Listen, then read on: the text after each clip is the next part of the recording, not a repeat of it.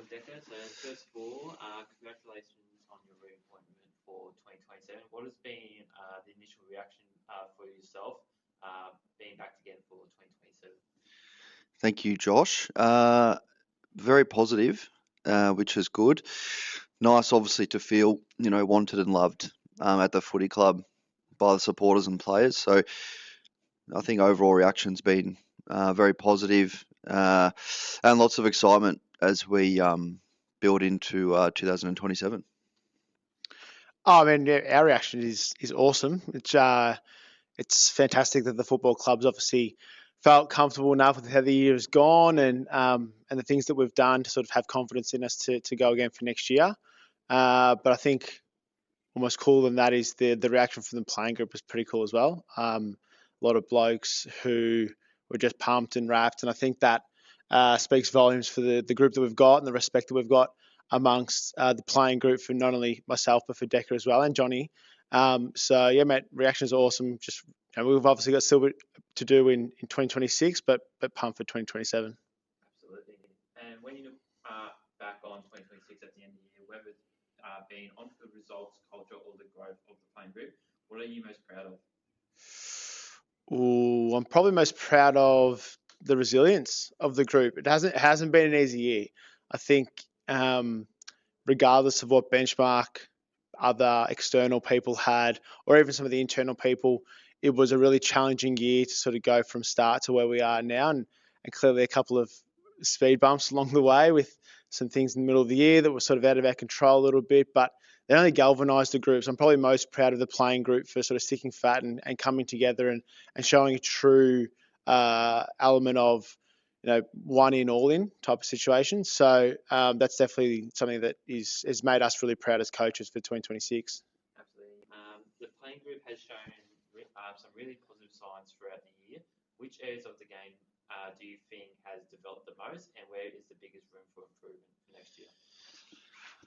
Yeah, it's a good question. I feel like our game style's probably evolved a bit during the season, probably more to a sort of handball style, game style that's we felt was better for the group. And that probably happened at around sort of round 5 or 6. So in terms of improvements, I reckon we've improved on that side of our game a lot. Transition from D50, our midfield work has been awesome and getting better every single week, and that's being cleaner and stoppage and just how we're exiting stoppage. Right now, probably what we're doing forward to centre is probably the area that we need to improve on. But I'm confident, another summer working on all these things, we're going to get even better next year. So exciting signs. Talking about a couple of speed bumps there. So rebuilding a football club comes with plenty of challenges. What are some of the biggest lessons you've learned this season, and how would this help hold the group in good stead moving forward? Yeah, so it's probably a big question. There's lots that we've learned. I think there's lots we've learned about ourselves. There's lots we've learned about the playing group. There's lots we've learned about the competition. So I think overall, I reckon we're really well placed for a big year next year. But I think ultimately what we've learned is that we've got a group that's willing to sort of dig in, come together, and they learn really quickly as well. Every single time we've had a new significant challenge, or we've sort of hit a new benchmark, and it might plateau for a little bit, but when the group is challenged, they sort of take the next step. So I think that's probably the biggest thing that we've learned is we do have a resilient group, and so we can probably push a little bit harder in some areas and hold people to a high level of accountability, which I think early on you're a little bit nervous to. You don't want to rock the boat too much. It's a new group, and you don't know the personalities as well. But now that we know that, we know how hard that we can push, and then I think that'll only improve the playing group to be sort of more player-driven on Saturdays and then Tuesdays and Thursdays as well. So a lot through the season as well, you've spoken about building for something in the long term. What excites you the most about the direction that this football club is heading into 2027 with? Yeah, there's definitely a real buzz around the place still, given that, we're not even playing finals across reserves and senior levels. I think the thing that probably excites us the most is probably the buy-in from the group. And that's, what they're doing on the field, on the track, how much they are loving being part of the footy club. And you see it at social functions, Thursday dinner, being at training. But we love the fact that a lot of our list is sort of around that age 20 to 25 bracket. So hopefully, they're going to be here 5, 10 plus years, and they've still got so much good football ahead of them. That's one thing that really excites us.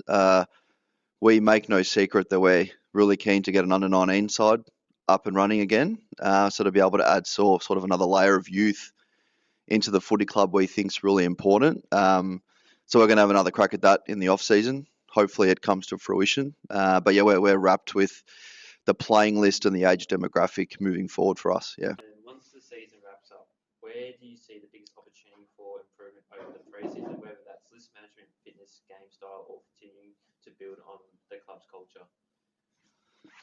Probably all the above, to be honest. Jake and I are talking about 2027 probably every day. And I don't know how our wives are putting up with us at the moment, but that's a story for another day.